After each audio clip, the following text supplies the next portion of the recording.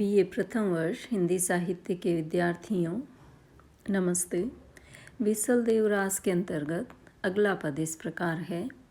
नाले रसायन रसवरी गाई तूठी छई शारदा त्रिभुवन माई उलगाणा गुण वर्णऊ सगुण सुमाणसा सीखीजो रास स्त्रीय चरित्र धन लख लही एक ही अक्षर सरब विनाश।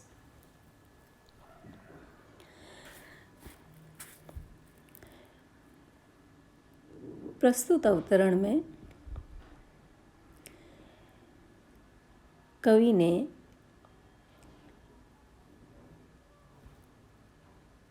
राज सेवक के क्या गुण होते हैं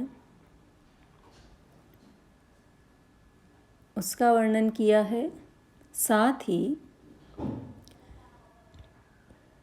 कवि ने यह भी बताया है कि स्त्री को कटु शब्द नहीं कहने चाहिए, वो उसके विनाश का कारण भी बन सकते हैं।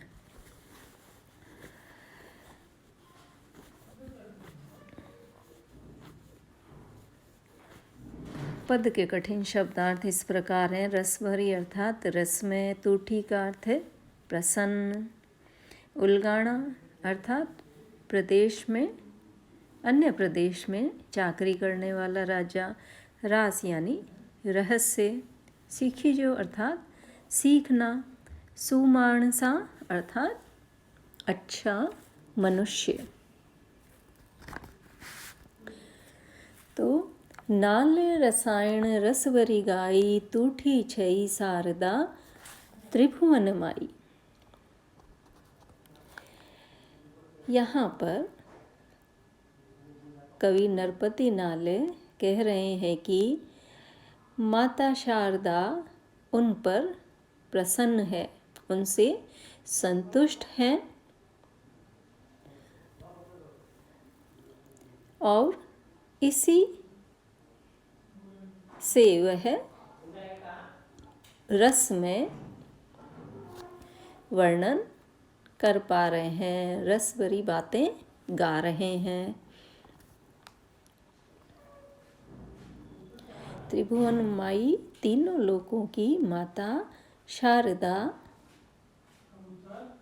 कवि नाले पर प्रसन्न है और इसी वजह से मैं रस में वर्णन कर पा रहा हूँ, ऐसा कवि नाले कह रहे हैं। उलगाणा गुण वर्णऊ सगुण सुमाणसा सीखीजो रास।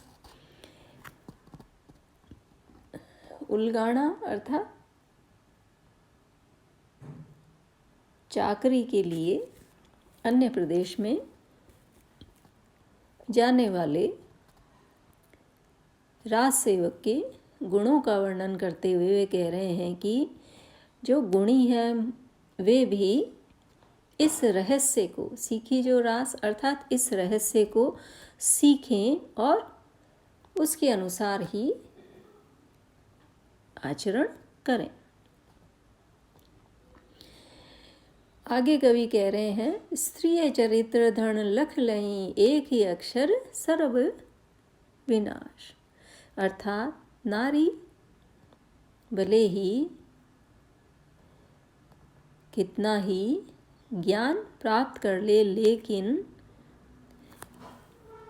अगर वे गर्व भरी बात कहेंगी, कटु वचन कहेंगी, कटु वचनों का प्रयोग करेंगी, तो वह उनके विनाश का कारण बनेगी। अर्थात वे कितना ही ज्ञान प्राप्त कर ले, लेकिन दर्पयुक्त वाणी या कटु वचन उसका नाश कर देते हैं। अर्थात उसे तो रसमय वचन से ही स्थितियों को अपने अनुकूल बनाए रखनी होती है। अर्थात भारतीय आचार्यों ने भी कांता सम्मित उपदेश को ही काव्य सृजन का एक उद्देश्य भी माना है। इसलिए उन्हें कांता समेत वचन अर्थात स्त्रियों के अनुकूल वचन ही बोलने चाहिए। तो इस अवतरण में कवि कहता है कि राजमती ने भी कुछ ऐसा ही अपने पति को कह दिया था। प्रसंग इस प्रकार है कि बीसलदेव ने गर्व से अभिभूत होकर रानी राजमती से कहा कि मेरे समान कोई अन्य राजा नहीं है। मेरे राज्य में नमक सांबर से निकलता है, चारों ओर जैसलमेर का थाना है, अजमेरगढ़ में शासन करने बैठना पड़ता है। तो राजमती ने कहा कि हे राजा, आपको गर्व नहीं करना चाहिए, क्योंकि आपके समान तो अनेक राजा हैं, एक तो उड़ीसा का ही राजा है, अर्थात आपके यहाँ तो नमक निकलता है, वैसे ही उड़ीसा के राजा के तो हीरों की खानें हैं, उनकी खानों से तो हीरा निकलता है। राजा को यह बात चुभ गई।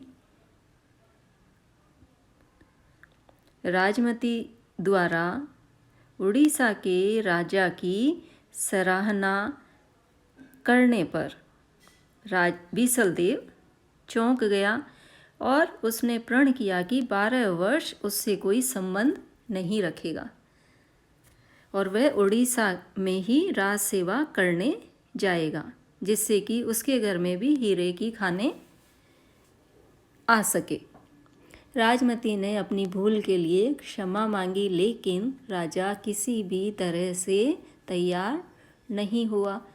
अंततः भारी मन से राजमती ने बीसलदेव को उड़ीसा भेजा और वह राजा को रोकने में सफल नहीं हुई।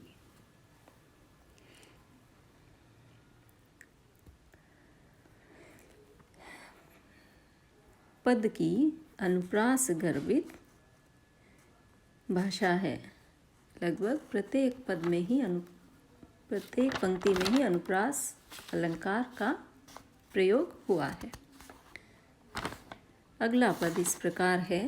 सात सहेलिए बैठी छई आय, राजा माई पुजावण जाय, चंदन सीप भरी लियऊ, काथौ सोपारिये, नहीं पाका जी पान, रंग हत लेवो जोड़ियऊ, जाने रुक्मणी सरिसों, बैठौ छई कान।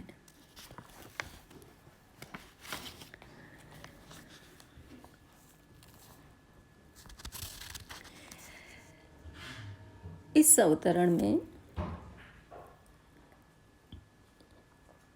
बीसलदेव के पाणिग्रहण संस्कार का वर्णन किया गया है। कवि कह रहा है कि सात सहेलिए बैठी छे आई, अर्थात राजमती की 7 सहेलियां आकर के बैठ गई हैं। राजा माई पुजावण जाई, और राजा भोज और बीसलदेव माता को पूजने के लिए जा रहे हैं। चंदन सीप भरी लियई, काथौ सोपारिये, ने पाका जी पान, अर्थात सीप में चंदन भरा हुआ है और कंथा, सुपारी और पके हुए पान ले रखे हैं। इस प्रकार माता का पूजन वे करते हैं। रंग हत लेवऊ जोड़ियऊ, जाने रुक्मणी सरिसौ, बैठौ छई कान।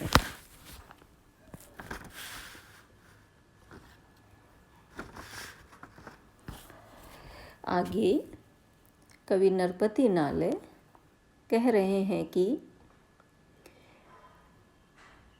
इस प्रकार बीसलदेव और राजमती का पाणिग्रहण संस्कार हुआ, उनका हथलेवा हुआ, और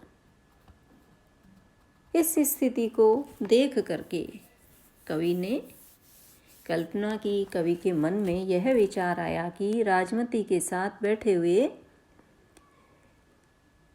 बीसलदेव ऐसे लग रहे थे मानो कृष्ण के साथ रुक्मणी बैठी हों, अर्थात कृष्ण रुक्मणी ही साक्षात बैठे हों।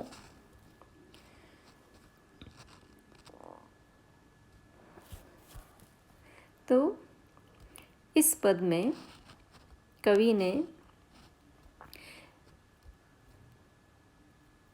कृष्ण और रुक्मणी को बीसलदेव और राजमती के रूप में चित्रित किया है और राजस्थान में प्रचलित पाणिग्रहण संस्कार को बड़ी कुशलता के साथ चित्रित किया है। अनुप्रास गर्भित भाषा से पद का सौंदर्य बढ़ गया है।